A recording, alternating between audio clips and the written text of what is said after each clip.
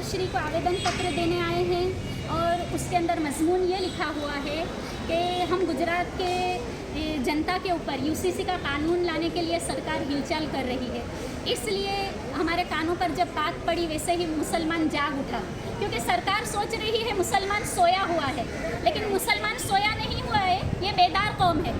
ये बेदार कौम है। ये जो आप नतीजा पीछे देख रहे हो, ये एक आवाज़ का नतीजा है, ये एक आवाज़ का नतीजा है। और अभी तो बहुत सारे बाकी हैं, पूरी दावत भी नहीं चली है ना।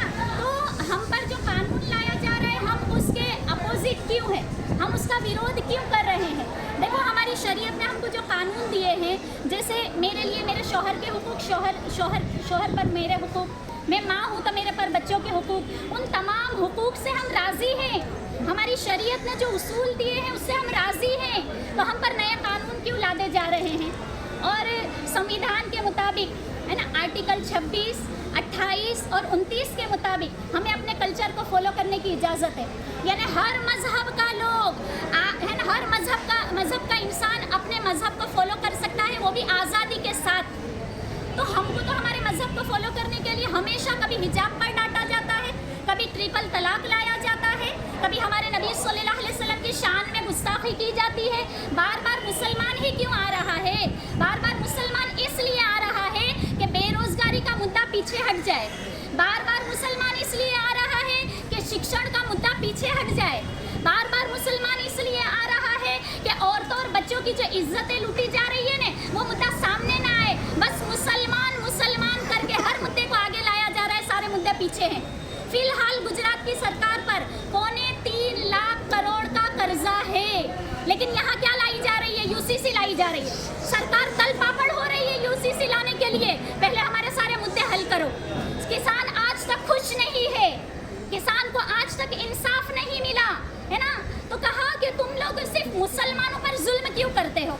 और मैं तो कहती हूँ कि जब जब आपने मुद्दा उठाया है ने, खुद मुसलमान और दूसरी कौमें उस मुद्दे को पढ़ रही हैं। जैसे मैं मिसाल दूँ, आपने तलाक का मुद्दा उठाया, सारे हमारे हिंदू भाई बहन भी तलाक को पढ़ने लगे कि तलाक आखिर क्या है। आपने वक़फ़ बिल उठाया, संसद में गृह मंत्री खुद कह रहे हैं, मैं आपको बताऊं वक़फ़ का मतलब क्या है। वक़फ़ का मतलब है दान में दी हुई ज़मीन। यानी आप खुद अब इस्लाम को पढ़ रहे हो।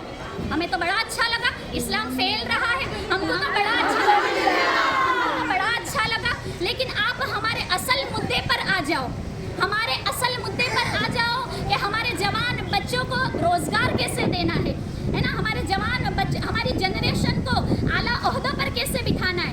यूसीसी हमारे लिए एक काला कानून है, और मुसलमान के अंदर इतने जज्बे हैं, और वो जज्बे की निशानी मैं बताऊं कि मुसलमान बच्चा जब पैदा होता है ना, उसके कान में अजान दी जाती है।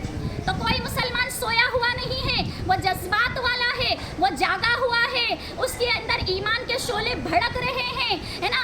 उस चिंगारी को बस आग बनाने की देर है। समझ में आया?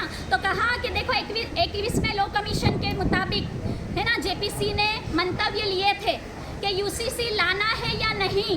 तो सब तमाम के मंतव्य ये गए थे कि यूसीसी नहीं लाना है ना। उस वक्त कह दिया था कि यूसीसी नहीं लाया जाएगा। 22वां लॉ कमीशन भी मिलाया गया, बिठाया गया, लेकिन वो कमेटी यूं ही स्थगित हो गई। यानी 21 को ही माना जाएगा कि यूसीसी नहीं लाया जाएगा। तो आप तो कॉन्स्टिट्यूशन की हिफाजत करने वाले हो, आप खुद कॉन्स्टिट्यूशन को रोंद रहे हो, आप खुद संविधान को रोंद रहे हो।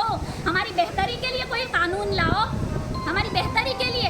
और मोदी जी यूँ कहते हैं कि मैं मुसलमान औरतों को अपनी बहनें कहता हूँ, तो बहनों के लिए तो ये कानून, हम तो कह रहे हैं हमें ये कानून पसंद नहीं है।